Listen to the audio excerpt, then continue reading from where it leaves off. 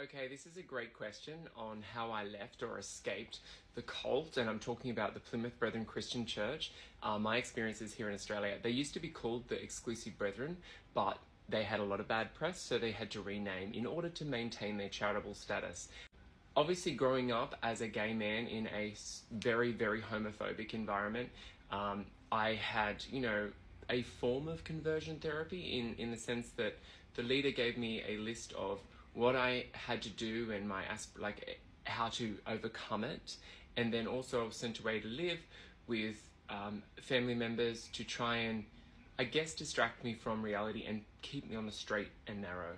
I didn't have what my predecessors had, where they were chemically castrated.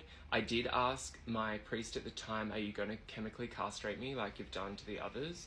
And they said no, because that didn't work.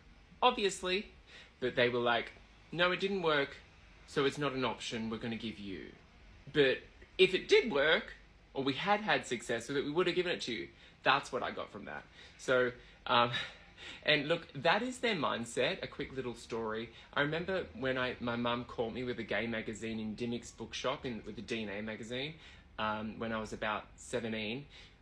She told me that if she knew I was gay at an early age, because she's like, "You can tell," because obviously I tried to cover up and just say, "Look, I just found this magazine, I don't know what it was." She would have said, she said to me, she would have had that operation. And I was like, what operation? And she was inferring lobotomy, obviously, where they, drill a hole in your brain and you basically become a vegetable.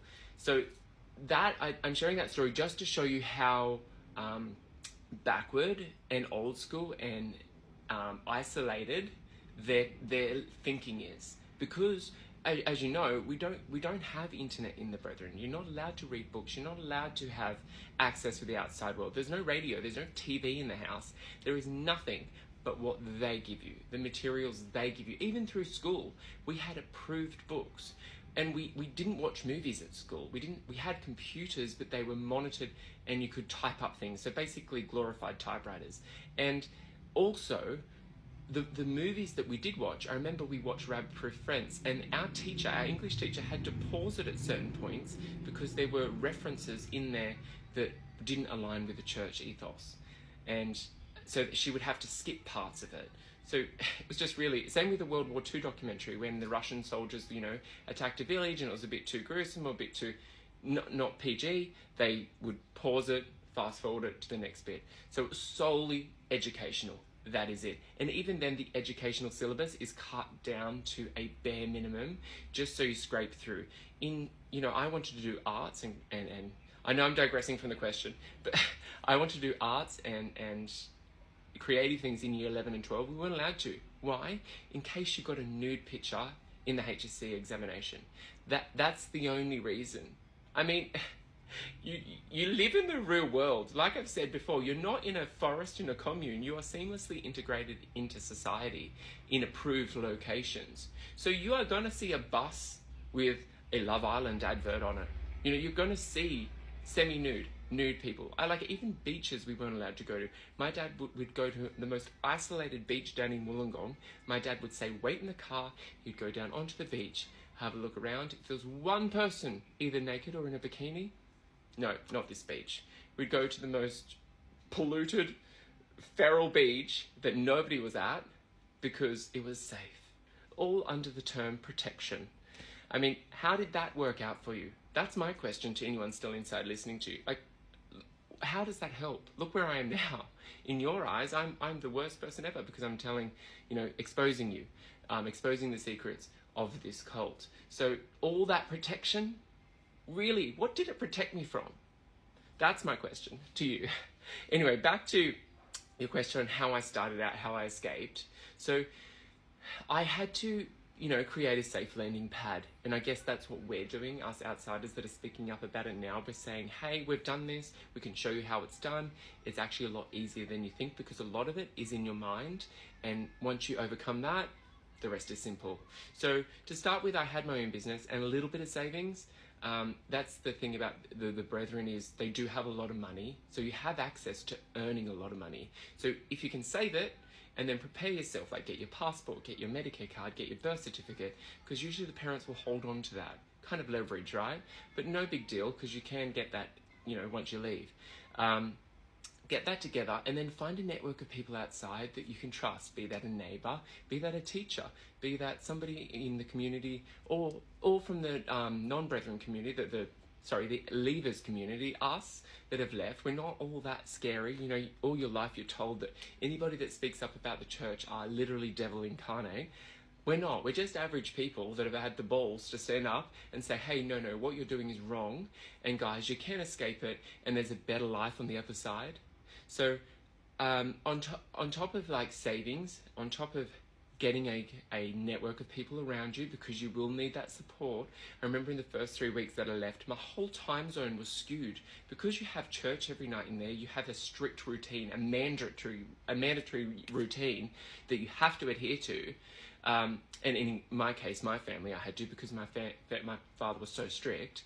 You are thrown out here and you have no clue of time. I remember like driving on a Wednesday where I would be at church normally, and I'd be able to go, okay, I know where I am. I was like, where am I? What am I doing? So you do lose sense of time. So it's really good to have those friends around you to check in on you and go, hey, you're coming out with us this Sunday. You're coming out with us this Saturday.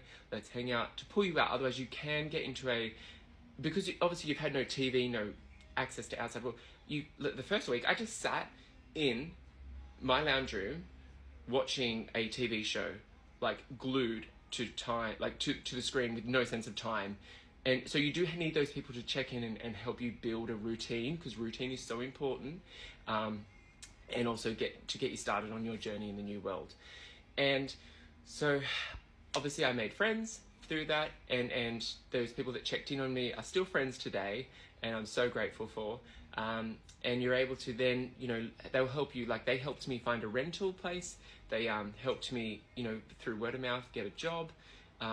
Whilst I had my own business, it was hard because it was just, early stages. I'd only sort of started it up. So I was working, just in a cafe on top of running my own business. You kind of do what you need to do to make ends meet, because out here, the real world, you have bills to pay. In the Brethren, you stay at home until you're married off. You don't pay any bills, you don't pay rent, you don't even know what rent is. Your family usually will help you buy a house, so you're set up, and then you'll get either a wife assigned to one, or you'll get to suggest one, and it will either be approved or declined. So that's how it works in there. So out here you have a bit more responsibility. And I remember when I first left, one of my friends and mentors that the first thing she ever said to me, I hadn't left at this point, she said, nobody will look after you as well as you will. And it really has stuck with me to this day, and I really take that with me, and use that, and it's so true. Nobody will look after you as well as you do. No partner, no nothing. Like, you are responsible for you, and I think if you can bear that in mind, you'll be fine. You can do anything you put your mind to. And also, the options out here are limitless, and that can be quite daunting.